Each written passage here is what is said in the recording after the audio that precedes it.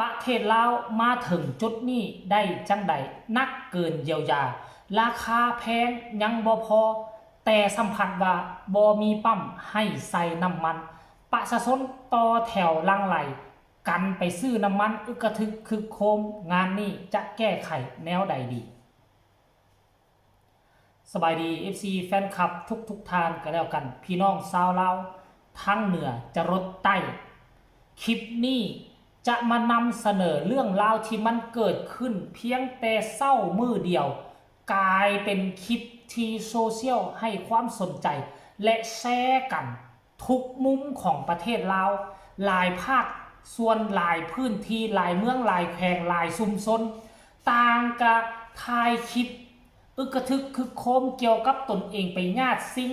ที่จะไปเติมน้ำมันอยู่ปั๊มใกล้เฮือนใกล้บ้านซึ่งปัจจุบันนี่ก็ล่อยหล่อไปแล้วโดยเฉพาะคือเขตบอนค่อยอยู่นี่เกือบทุกปั๊มปิดเรียบร้อยแล้วรัฐบาลบอกว่ามีน้ำมันเพียงพอแต่จากมือทำอิฐที่เกิดปัญหาสงครามมาถึงมือนี่ก็สิป่ายกว่ามือยิ่งนักเข้าปั๊มปิดหลายขึ้นขั้นท่าบ่มีกันไปญาติกันซื้อน้ำมันกักตุนไว้จบบ่มีน้ำมันที่จะใส่รถไปล่าไปการรายละเอียดอยากให้ทุกคนไปเบิ่งคลิปเรานี่สะก่อนหลายเมืองหลายแขวงหลายพื้นที่ร่วมมาเป็นคลิปเดียวไปเบิ่งว่ามันเป็นแนวใดเป็นตาตื่นตระหนกตกใจแท้บ่ญาติกันซื้อน้ำมันแท้บ่ไปเบิ่งคลิปเรานี่แล้วจังมาพ้อกันในช่วงต่อไป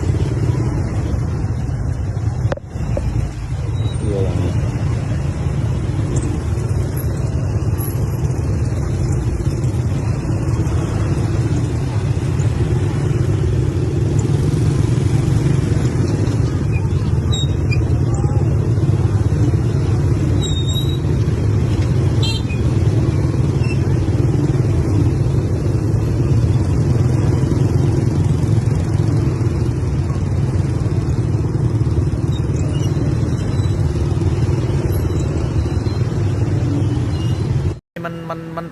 เห็ดแล้วพี่น้องเห็ดแล้วพี่น้องกระทึกคึบโคมพี่น้องเอ้ยอยู่เจใดกระยุ่งน้ำแต่น้ำมันเนาะตามข้าพเจ้าเว้านี่มันแตกตื่นกันซื่อๆนะคันเจ้าไปใส่50,000ปกติละบ่เป็นอย่างดอกหลักรถใหญ่ใส่บ่เกิน100,000-200,000คือปกติมันบ่เป็นอย่างนั้นน้ำมันเพิ่นยังมีหลายอยู่เนาะอันนี้ไปบีบใส่ล้นถังเนาะไปบีบใส่ผู้ละล้าน2 ล้านเอาตุกเอาอย่างมาใส่สิมันก็ซักซ่าเสียเวลาเนาะเฮ็ดให้ผู้ขายน้ำมันก็ซักซ่าขึ้นรถก็ติดหลังจากรถติดแล้วก็แตกตื่นกันว่าน้ำมันสิหมดแล้วว่าซั่นโอ้ยพี่น้องเอ้ยยังมีน้ำมันรัฐบาลเพิ่นก็ยังว่ายังมีอยู่เนาะพวกเจ้าเลยเฮ็ดแบบซี่อันรถติดนี่มันเป็นหยังได้ใส่หลายเอาตุกเอาตั้งมาใส่เอาอันน่ะใส่ผู้ละ100,000-200,000สิมันก็นานแล้วซะละบ่โอ้เสาได้ยังได้ยัยน้ำมันยางพวกน้ำมันยางพี่น้องนี่ผมค่อยกันยางเต็มถังอยู่นี่บ่เป็นอย่างเด้อโอ้เดี๋ยวนี้บ่ได้รถติดย้อนอย่างย้อนพวกเจ้าใส่น้ำมันหลายเกินใส่ผู้ละล้านเสียเอาตุกมาใส่รถใหญ่ก็ใส่เป็นล้านสิรถจักรก็ใส่เป็น500,000มันก็เสียเวลาซะแล้วว่ะรถก็ติดบัดนั้นน่ะหลังจากรถติดแล้วก็แตกตื่นกันโฆษณาไปว่าน้ำมันสิหมดแล้วเพราะว่าอีกโอ้ยบ่ได้ยังพี่น้องน้ำมันยังต่อคิวซื้อน้ำมันเด้อคิวยาวเหยียดปานใดจะสิได้เด้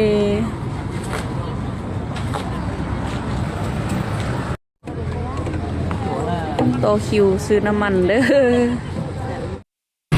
ตาแขกนี่หลัก2นี่รถบ่แม่นไง ไป เป็นแถวเต็มปั๊มเลยเนี่ย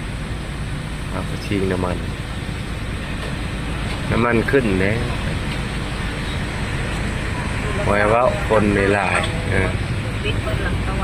เอากันชิงใส่น้ำมันอยู่นี่ตายรถสิมัดรถมือได้ เด้ออยู่ร่วมมาบางอิหร่านเฮ็ดเส้นเราเพราะน้ำมันอยู่ใส่ก็เต็มหมดคนกระทบจากสงครามเรื่องว่าลูกปืนบ่มาฮอดเราแต่ว่าเดี๋ยวนี้ปั๊มน้ำมันแต่ละปั๊มอยู่ร่วมมาบางเขาเต็มแล้วเพราะว่ายานอิหร่านส่งน้ำมันออกประเทศบ่ได้ยานบ่มีน้ำมันสลด สงครามน้ำมันขนาดนั้นตอนนี้ต่อไปเกิดอยู่หลังจอดเด้อเปิดมาทาใส่น้ำมันเนาะสงครามน้ำมันขนาด ใส่บงน้ำมันพี่น้องญาติกันใส่แย่กันใส่อยู่โรงพยาบาลแย่กันใส่โรงพยาบาลเลือดได้ปั๊บเดียวดิต่อแถวต่อคิวกันอันนี้บุญน้ำมันเด้อบุญน้ำมันเมืองโรงพยาบาลแต่ว่าเพิ่นบ่ให้ไล่ถ้าคันละ10 ลิตรถ้ารถยางนะน้ำมันกระส่วนบุญผู้สุขนผู้เอาทักทายสบายดีพี่น้องปองไปเบิดสุผู้สุขนผู้อยู่ไกลเลยอยู่ไกลประบานเก็บภาพบรรยากาศจากเมืองหลวงพระบางให้เบิ่งพี่น้องบุญน้ำมันเด้อบ่แม่นบุญพันทอกพันซ่าบ่บุญเขาจอกเขาเจียงดอกบุญน้ำมันรถใหญ่คันหนึงให้ได้400,000ใส่ไล่บ่ได้รถจักรใส่เต็มทางได้อยู่แต่รถใหญ่คันละ400,000สิให้ไกลก็บ่ได้ขอให้500,000ก็บ่ได้พี่น้องเฮ็ดซะได้นี่ไปซะได้มาซะได้เป็นจังได๋สิฮอดเดี๋ยวนี้ เห็นบอกทุกคนตามที่ค่อยมาสั่งซาเบิงแล้วมันนักกว่าโควิดตอนโควิดพวกเฮาว่านักแล้วแต่มาเบิงปัจจุบันนี้เหตุการณ์ครั้งนี้คือนักก่อนโควิ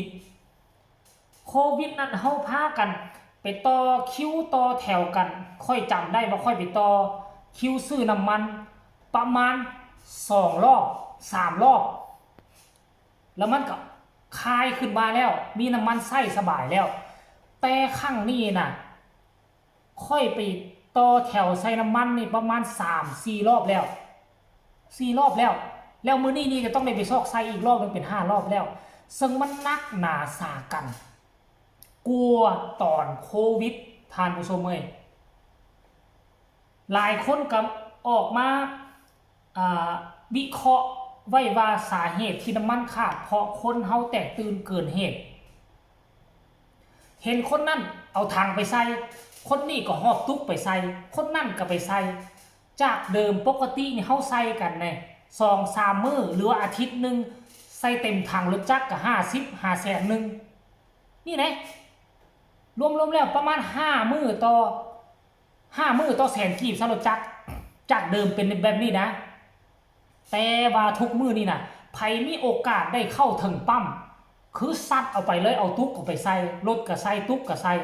หมด 3-4 แสนต่อครั้งนึงซื้อไว้นะคนนี้ก็ซื้อ100,000คนนั่นก็ซื้อ100,000อ้าวน้ำมันมันก็เลยขาดไว้สั่นตัวปกติยกตัวอย่างว่าน้ำมันมี100 ลิตรคัน100 ลิตรนี่มันใส่ให้คนได้ประมาณ50 คนแบบนี้นะปกตินะบังเอิญว่าคนนี้มันซื้อเพิ่มกว่าปกติมันมามื้อนี้มันก็สิซื้อแต่50,000มันดันไปซื้อ100,000สินะแต่ละคนซื้อเพิ่มเพื่อเอาไปกักตุนไว้มันจึงเห็นให้น้ำมันขาดปั๊มน้ำมันก็ปิดปั๊มนั่นก็ขาดปั๊มนี่ก็ขาดปิดไปอ้าวบัดผู้ที่ขาดแคลนน้ำมันมาตามหลังบ่เห็นก็แตกตื่นเด้ปั๊มนั่นก็ปิดปั๊มนี่ก็ปิดปั๊มนั่นก็ปิดก็เลยแตกตื่นกันบ่ดีว่าน้ำมันบ่มีอันนี้แหละเขาเอิ้นว่าอุปทานหมู่ทานผู้ชมมาเบิ่งวิธีว่ารัฐบาลเฮาจะจัดการแนวใดก็ต้องให้ติดตามกันตอนต่อไปก็แล้วกันเอาสำหรับคลิปนี้น่าจะฝากฝังเอาไว้ซ้ำนี้แหละบ้านทานเป็นแนวใดสามารถคอมเมนต์มาแลกเปลี่ยนบทเรียนเอากันได้บ้านของค่อยเกือบ10 ปั๊มปิดหมดแล้วบริเวณละแวกตั้งแต่หลัก15นครหลวงจันทร์ฮอดหลัก27ปิดเกือบหมดทุกปั๊มสำหรับคลิปนี้ลาทานผู้ชมไปก่อนสบายดี